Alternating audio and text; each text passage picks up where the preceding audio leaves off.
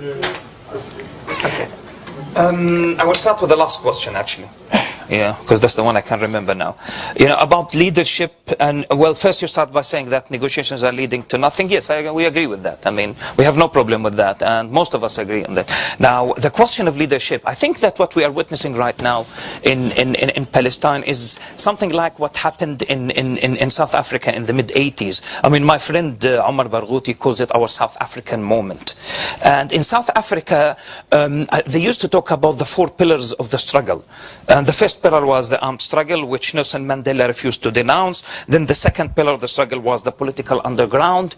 But in the mid-80s and towards the late 80s, until Nelson Mandela was released and then elected as the first black president of multiracial, multicultural, multi-religious South Africa, when mass mobilization and international solidarity support under the leadership of, you know, BDS campaign led by the United Democratic Movement, UDM. And this is what we are witnessing right now in Palestine. The BNC, Boycott National Community, is representative almost of all sectors of Palestinian society. And I can tell you something, the Israelis have realized that that what we are witnessing right now is, I would call it the birth pangs of a new leadership in Palestine. It is the Mazin Qumsiyeh, the Ali Abu Na'mas, the Omar Barghouti, the Lubna Masar was of Palestine. I mean, these people, these grassroots organizations form the BNC, the Boycott National.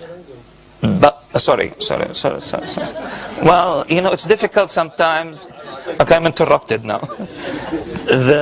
Okay, so the BNC, what we are witnessing right now is the birth pangs of a new leadership in Palestine, representing almost all Palestinian sectors, Islamic and nationalist, organizations. And to your knowledge and to my knowledge, there are 3 documents around which there is a consensus. One was the Palestinian Charter, which was changed in Gaza when Bill Clinton and Hillary Clinton visited Gaza, I think 1996 or something like that. I can't remember the exact date. Yeah. Later than that, okay. And then you have, of course, the so-called prisoners document, and it couldn't bring, you know, Fatah and Hamas. And the third document is the 2005 BDS call, and it is a rights-based document. It's not a political document. It doesn't call for a political solution. It's a rights-based document that calls for an end of occupation, end colonization, and end to the apartheid policies practiced by Israel against the 1.4 Palestinian citizens of the State of Israel. And I think that this is the alternative. Yeah. Do you want to add something, Mazin? Yes. With regards to this ideas about one state and so forth, my friend Ali Abu Na'ma is going to speak tomorrow about the issues of one state, and I'll leave it to him to speak more in detail about the one state solution. As you know, I actually wrote a book also published in 2004, as I said, called Sharing the Land of Canaan. So obviously I'm in favor of sharing and coexistence and a democratic state for all its citizens. But I should say that this is not a new idea, and this is not a reevaluation based on the failure of negotiations. Those of us like me and Haidar and Ali and others have always held this belief. And in fact, it is the belief of the PLO, the Palestinian Liberation Organization. And we believe the PLO Charter was never amended correctly. We believe the PLO Charter is still a valid charter, that the PLO Charter calls for one secular democratic state for all its people. This has been a call by Palestinians from 1965 and beyond, but I should say even much before that. Die Frage zielte mehr auf die Reaktion von anderen arabischen Staaten bezüglich einer Ein-Staaten-Lösung. Other Arab countries concerning a one-state solution. Yes. Other countries. Yes. Other Arab countries. Yeah. So what we have, as Haidar said, is there is a consensus among Palestinians. There is a what's called constants, Palestinian constants, tawabit. Thawabit, which constants in Arabic, is the idea that we have certain things that we Palestinians should not be negotiating about, the right of return being the first and most important one. This is legitimate human rights that cannot be negotiated away. When we talk about the roadmap to peace, by the way, that everybody talks about nowadays, roadmap to peace is 2,218 words. Do you know what the 4 words that are missing in those 2,218 words? Human rights and international law. Nowhere to be found in this document. This is not a roadmap to peace, it's a roadmap to disaster, in my opinion. And this has been shown over and over again. So that's why the subtitle of my book was Human Rights and the Israeli-Palestinian Struggle. So I urge you, you don't have to talk about one state, 2 states, confederations. There are many options. But talk about human rights and international law. Very clear. Every refugee has a right to return to his homes and lands per international law. I don't care if you support 2 states or 1 state or whatever, but every refugee has a right to return to his homes and lands. As far as the Arab states and others, and then this brings me to the issue of the Kairos document, the question that was asked about the Kairos document and the reception for the Kairos document. We Palestinians, as Haidar pointed out, we're moving on. If you come join us, you're welcome to come join us. But if you don't join us, we're still moving on, If the churches you speak about, they come on board, ahlan wa sahlan, as we say in Arabic, we welcome them. But we in the Palestinian Christian and Muslim community, people who are struggling daily with this colonial occupation, will move on regardless of how many of you decide to join us, support us, not support us, how many Arab leaders collaborate with Israel, how many Palestinian leaders even collaborate with Israel. We don't care. We don't care. As Haidar used the word, we don't care. I'm going to repeat it. We have an agenda. The agenda is existential for us. Do you know what that means, existential for us? If we don't do this, we die. If we do not do this, we don't have a Palestine. We don't have peace. We have endless wars. We have endless conflicts. So for us, this is our agenda, and I see the Kairos document as a step in the right direction that has mobilized already many churches. I speak to international, sorry I'm going too fast for the translator, I will slow down a little bit. I get internationals from churches around the world come visit us in Bethlehem, Bethlehem, birthplace of Jesus. So they come all the time. I meet with church delegations almost every week. I have 1 or 2 meetings with churches. And I see tremendous growth, logarithmic growth in support of the churches for boycotts, divestments and sanctions, and for the contents of the Kairos document. In fact, if you Google Kairos document Palestine today, you will just see how many hundreds of thousands, millions of hits it has already received.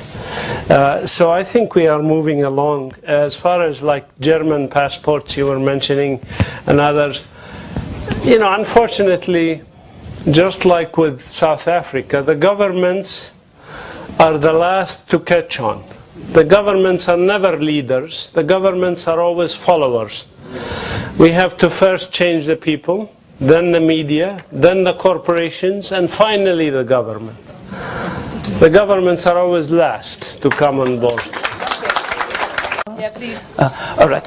I think again, there are lessons to learn from history. There are lessons to learn from the South African struggle against apartheid. And as I said, there was a huge power imbalance between the oppressor and the oppressed. And there was a need for the international community to live up to its responsibility. And I think that every single individual of us, of you, has a moral responsibility. Every penny you pay when you buy an Israeli product is transformed into a bullet that will kill a Palestinian child. What more? Yeah. What more convincing arguments do you want more than that? No more. No more, definitely. As for the German companies and all of that. Now, for example, you don't know, some of you don't know, that you have the Berlin academic boycott campaign, for example. There is BAB, it's called BAB, B-A-B. And you can, academics also can join it. As for your questions about data, you can contact the BNC. The BNC steers the BDS campaign. The BNC steers the global BDS campaign. I am on the steering committee of PACB, the Palestinian Campaign for Academic and Cultural Boycott of Israel. And I can give you a list, a long list of our achievements. After, excuse me, after the Gaza massacre, I'm losing my voice, I don't know why. After the Gaza massacre, for example, we managed to convince the Scottish Trade Union Council to endorse our BDS campaign. So you have the Scottish Trade Union Council. After that, we've managed to convince the British Trade Union Council. Before that, we had COSATU, and we have also some Canadian trade unions endorsing our BDS campaign.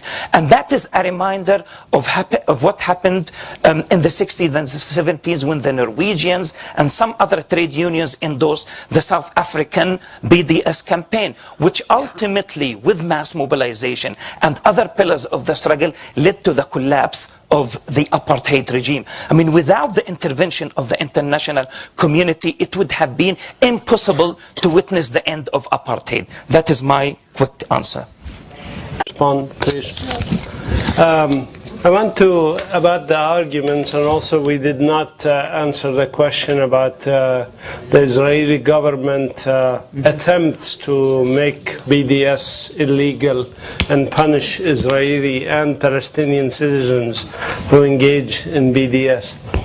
Of course, you know, the enemy, the colonizers, occupiers, will do everything they can to stop anything that we do to non-violently resist, right? This is not only what what you would expect them to do, but this is natural human reaction that the occupiers will do everything they can to stop us.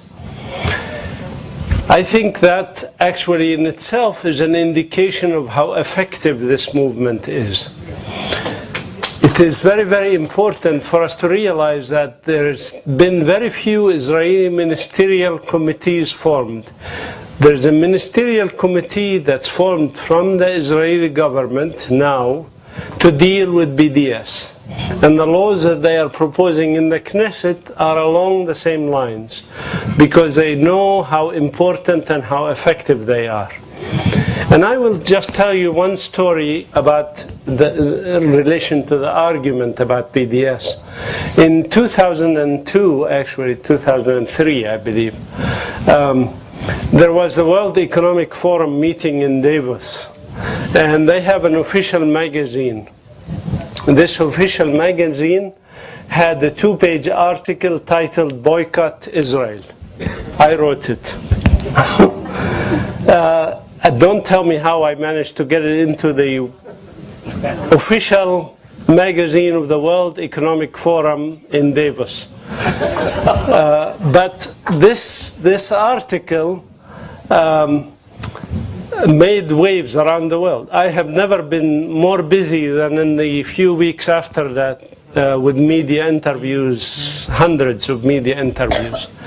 And the head of the World Economic Forum interrupted the meetings to make a press conference to denounce this, because the Israeli governments were all over him. How could this happen? 5,000 leaders from around the world seeing an article titled "Boycott Israel" in the official magazine of the World Economic Forum. You know, but you see, here is where its effectiveness lies, because if they did not make a fuss about it, if they did not make a big noise about it, nobody would read it. But instead, every world leader read this article because they made this press conference and they made this big noise about it. So we are winning because they are overreacting to us. And they will overreact whether they like it or not. They will overreact to our activities. So I think that the overreaction opens the discussion, because now the media people are asking me, and people will go and read the article, and the article explains the Palestinian constants, the right of return, the right of freedom, self-determination. So people start to ask questions. So the BDS, even when we don't do BDS, when we talk about BDS, it opens a discussion. It opens ability to convince people and explain to them about apartheid, colonization, repression, the lies, the myths about this terrorism business. All this stuff will become more easy to discuss once we open the door. And that key to that door is the BDS movement. It's a key to unlock, to begin the discussion. There's a question about French. And that's probably, I think, was that it, or was there something else you asked? I think that's it. Okay, ich denke, es war... Okay? I will start with the last question, actually. Yeah, because that's the one I can remember now. You know, about leadership, and well, first you start by saying that negotiations are leading to nothing. Yes, we agree with that. I mean, we have no problem with that, and most of us agree on that. Now, the question of leadership, I think that what we are used to denounce, then the second pillar of the struggle was the political underground. But in the mid-80s and towards the late 80s, until Nelson Mandela was released and then elected as the first black president of multiracial, multicultural, multireligious South Africa, when mass mobilization and international solidarity missing right now in Palestine is something like what happened in South Africa in the mid-80s. I mean, my friend Omar Barghouti calls it our South African moment. And in South Africa, they used to talk about the 4 pillars of the struggle. And the first pillar was the armed struggle, which Nelson Mandela refused. Something. The Israelis have realized that that what we are witnessing right now is, I would call it, the birth pangs of a new leadership in Palestine. It is the Mazin Qumsiyeh, the Ali Abu Ni'mas, the Omar Barghoutis, the Lubna Masar was of Palestine. I mean, these people, these grassroots organizations form the BNC to support under the leadership of, you know, BDS campaign led by the United Democratic Movement, UDM. And this is what we are witnessing right now in Palestine. The BNC, Boycott National Community, is representative almost of all sectors of Palestinian society. And I can tell you